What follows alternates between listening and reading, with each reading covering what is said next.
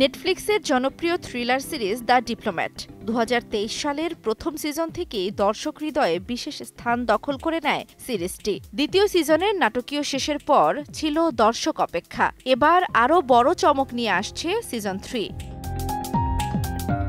আগের সিজনে মার্কিন প্রেসিডেন্ট গ্রেস পেনের অপ্রত্যাশিত ক্ষমতা গ্রহণ আর প্রেসিডেন্ট রেইবার্নের মৃত্যুতে কেট ওয়াইলারের জীবনে নেমে আসে এক গভীর সংকট। এবার গল্পে আসছে আরও টানটান উত্তেজনা।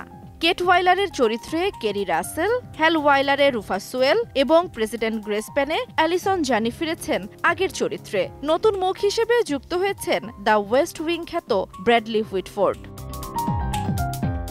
জানা গেছে তৃতীয় সিজনে কেটের জীবন হবে এক গভীর রাজনৈতিক দুঃস্বপ্নের, যেখানে সিদ্ধান্ত, বিশ্বাসঘাতকতা আর ব্যক্তিত্ব সবকিছুই মিলবে এক জটিল খেলায়। দ্য ডিপ্লোম্যাট সিজন 3 মুক্তি পাবে ২০২৫ সালের শেষ দিকে। তবে তার আগেই শুরু হয়েছে দর্শকদের মাঝে আলোচনার ঝড়।